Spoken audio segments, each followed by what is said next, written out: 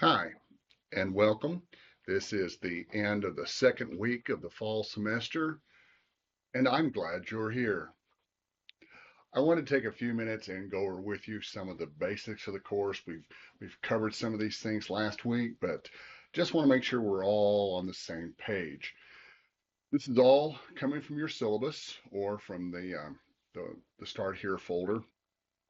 But just kind of a word of encouragement that the semester's about to pick up speed, and I really want you to do your best this semester. So, a couple of quick words. First of all, when you contact me, not if, but when, I really encourage you to use email, Hotmail, Gmail, Yahoo, SPC, whatever email you like, but don't try to use Blackboard Messenger. A couple of reasons. First of all, Blackboard Messenger is difficult to access on my cell phone.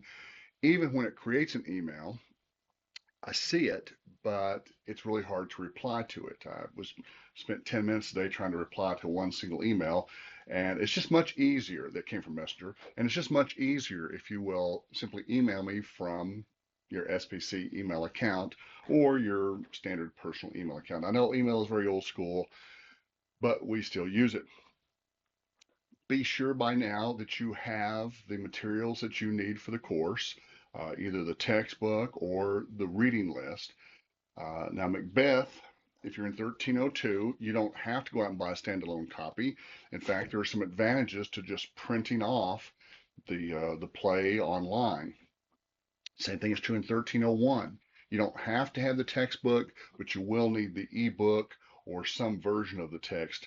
We cover a lot of stuff from that, and it's just going to be much easier to have that ready to go.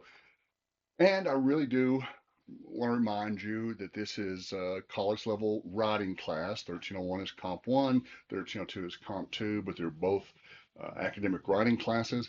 And writing is one of those things that takes more time than you may realize. So give yourself enough time to do a good job. Get started early on in the process and kind of work through the steps, get your stuff turned in by the deadline. Of course, you know that late work is not accepted. Um, let's see. Okay, so you know the what the semester grades are based on. Someone asked about discussion posts. There's one every week, sometimes often two in 1302, and there will be bonus posts later. So if you missed one early on or didn't get credit for one, you'll be able to make that up later. Just kind of keep an eye out for that. But how do you know if it's due or not? I won't open a post, i.e., I won't make it visible to students unless it's due. So if you can see it, it's going to be due by Sunday before 11:55 p.m. And of course, with all of our discussion posts, they have to be cleanly, clearly, obviously on topic. And I don't mind if you use part of the topic in your response. If I ask you, what's your favorite color? You could say, my favorite color is blue because yada, yada, yada. If you're worried about short word count, just add more details, come up with more adjectives, more um, pronouns, more descriptors, more ways to describe the thing you're talking about. You can also say the same thing more than one way. On your discussion posts, I really don't count for grammar or spelling, but I do need to be able to read it. So please don't copy and paste from Microsoft Word or whatever. Just go ahead and type it directly into the dialog box and hit submit. That font is set so that it's fairly easy to read and be fewer headaches for both of us if you'll just handle it that way. Same thing is true when you start turning in your assignments. You want to use Microsoft Word, follow the standard formatting. Format just means the way it looks on the page.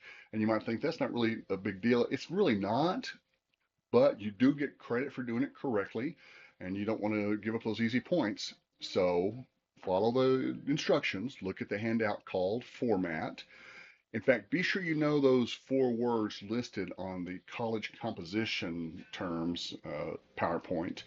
Those are ones that will come up over and over again. And if you don't have a really good understanding, if you don't have that in your memory ready access, it'll be a little more confusing for you. So learn those words, get those words down pretty quick here.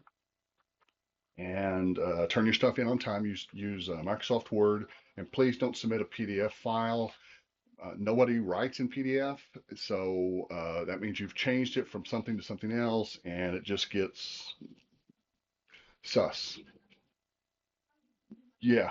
So be sure to read the policy on late work. Basically, late work is not accepted. You'll have plenty of time to do all of these as long as you get started. If you wait to the last minute, of course not. Be sure to read the part on student responsibilities. The syllabus statements are there for you if you want to look over some of those. But maybe one more word about AI. Artificial intelligence is playing a bigger and bigger role in our society, and I'm convinced it's going to change the way we teach. In fact, it may take over teaching. But until it does, or at least for this semester, AI is prohibited.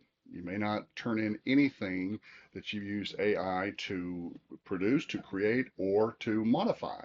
So even Grammarly.com or anything like that is going to be red flagged on our AI detection. You may have noticed that we are doing more and more small writing assignments like the discussion post. We do some in-class questions and stuff like that.